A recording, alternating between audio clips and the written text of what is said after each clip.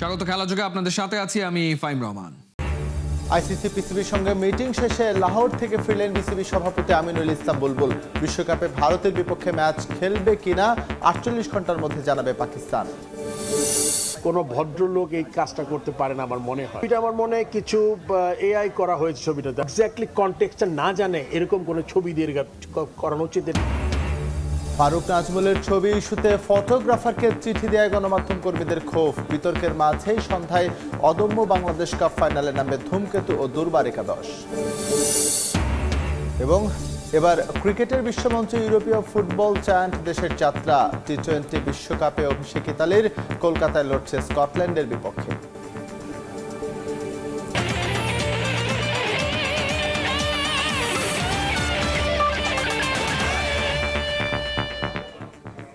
বিশ্বের নানা প্রান্তের খেলাধুলার খবর নিয়ে আমাদের নিয়মিত আয়োজন খেলার সময়, আর এই আয়োজনে আপনাদের সঙ্গে আছি আমি এসএম ইকবাল।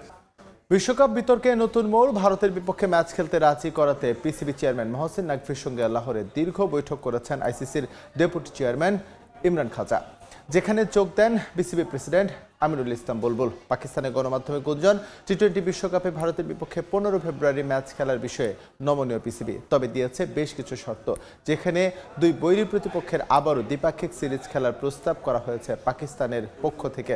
এছাড়া বিসিবিকে ক্ষতিপূরণ দেওয়ার কথাও আলোচনা হয়েছে বলে খবর এসেছে গণমাধ্যমে।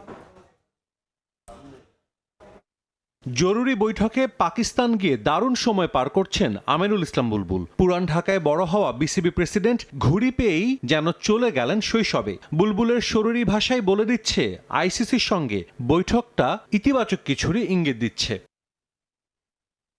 যে অর্থের দম্ভে আইসিসি আর বিসিসিআই অন্য কোনো ক্রিকেট বোর্ডকে পাত্তা দিত না, তারাই এখন পাকিস্তান ক্রিকেট বোর্ডের এক সিদ্ধান্তে উদ্ভ্রান্তের মতো এদিক সেদিক ঘুরছে। বড় অঙ্কের রাজস্ব হারানোর ভয়ে পিসিবির সঙ্গে বৈঠকে বসতে রাজি হয় আইসিসি। সে সভায় ডাকা হয় বাংলাদেশ ক্রিকেট বোর্ডের সভাপতিকেও। যে কোনো মূল্যেই ভারত পাকিস্তান ম্যাচ আয়োজন করতে চায় আইসিসি। গেল কিছুদিন ভারতের গণমাধ্যমে পাকিস্তানকে একঘরে করে দেয়া সহ আর্থিক জরিমানার কথা শোনা গেলেও তার সবই যে ভুল ছিল তার প্রমাণ আইসিসির দুই শীর্ষ কর্তার এই পাকিস্তান সফর।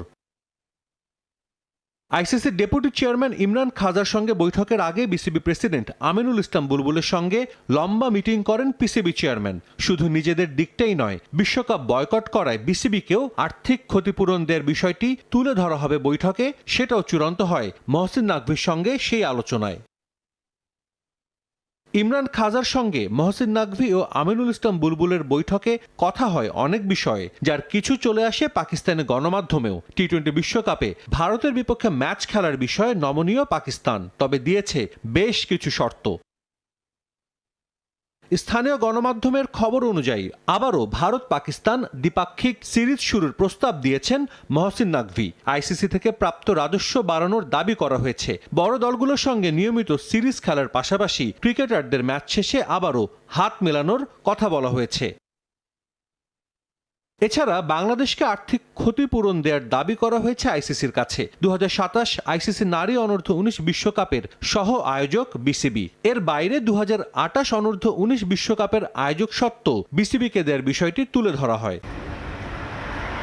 শেষ পর্যন্ত এই দাবিগুলো আইসিসি মেনে নেবে কিনা সেটা বলা কঠিন, তবে আইসিসি এরই মধ্যে বড় পরাজয়ের মুখে। বিসিবি পিসিবির অনড় অবস্থানের সামনে তাদের নত হতেই হলো। সাজিদ মুস্তাহিদ, সময় সংবাদ। আইসিসি পিসিবির সঙ্গে বৈঠক শেষে পাকিস্তান থেকে দেশে ফিরলেন বিসিবি সভাপতি আমিনুল ইসলাম বুলবুল। লাহোরে দীর্ঘ মিটিংয়ে বাংলাদেশ ও পাকিস্তান ক্রিকেটের স্বার্থ সংশ্লিষ্ট বিষয়গুলো নিয়ে আইসিসি প্রতিনিধিদের সঙ্গে আলোচনা হয়েছে।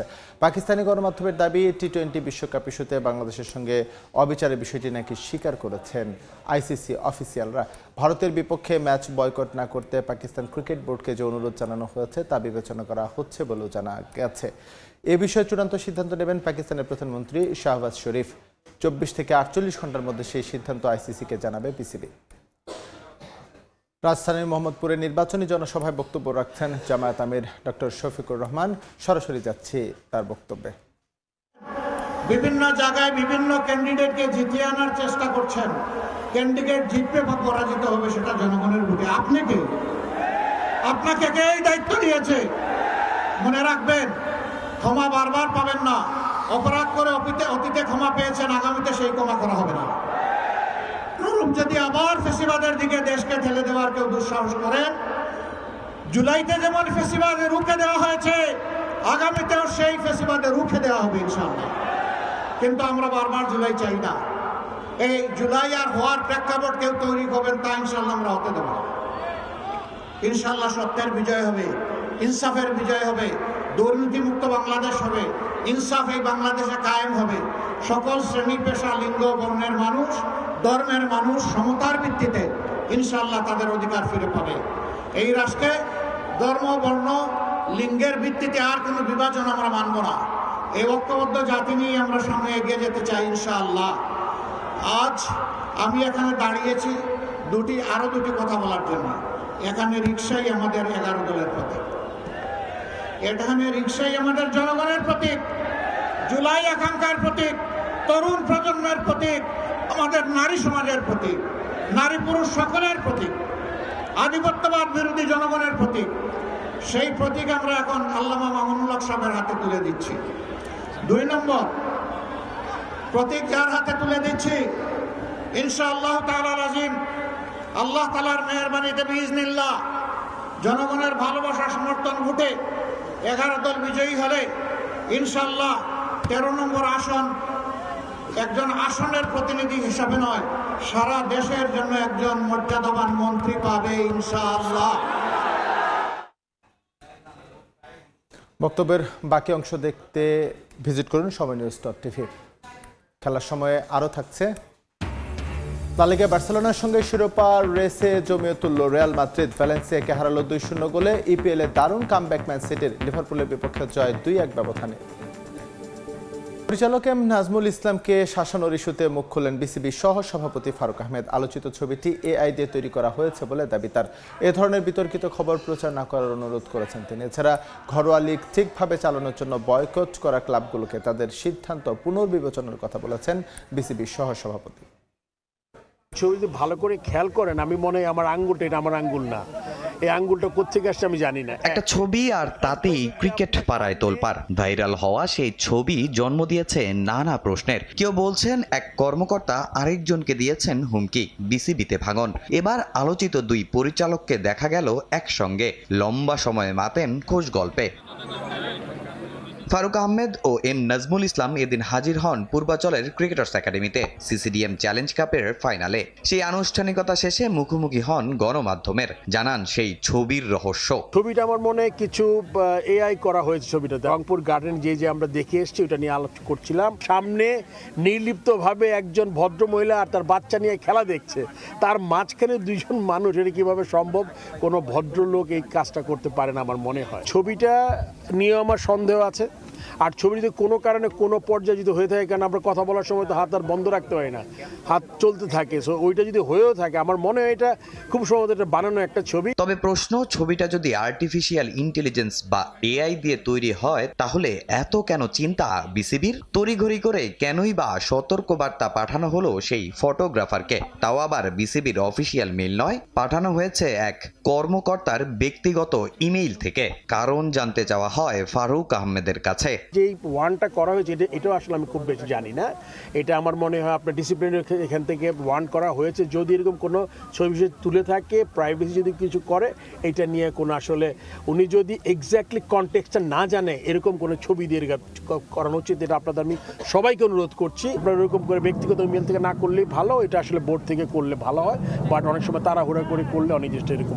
ক্লাবগুলোর লিগ বয়কটের কারণেই এই সিসিডিএম চ্যালেঞ্জ কাপ আয়োজন করে বিসিবি। তবে এটা পার করলেও সামনের প্রিমিয়ার লিগ, 2য় ও 3য় বিভাগ লিগ নিয়েও জটিলতা চরমে। আবারও ক্লাবগুলোর কাছে অনুরোধ বিসিবির। প্রতিবাদের ভাষায় খেলা বন্ধ করে কখনোই হতে পারে না। আমি মনে করি যে খেলাটা মাঠে থাকতে হবে, তারপর আপনি যা করার যেটা করেন। কেননা যেই সিজনটা চলে যাবে ওই সিজনটা ফেরত পাবেন আপনি। আজকে সময়টা চলে যাচ্ছে, এটা আপনি ফেরত পাবেন না। আমি আশা করব যেই টিমগুলো আছে তারা নেক্সট যেই টুর্নামেন্টগুলো বা লিগগুলো ক্রিকেট বোর্ডের আন্ডারে অনুষ্ঠিত হবে, সিসিডিএম আন্ডারে, এগুলো যদি অংশগ্রহণ করে। এদিকে এই আলোচনার মাঝেই হুট করে পাকিস্তান সফরে যান বিসিবি সভাপতি আমিনুল ইসলাম বুলবুল। আইসিসির ডাকি সেদেশে বোর্ড সভাপতির যাওয়ার বিষয়টি নিশ্চিত করেন সহসভাপতি।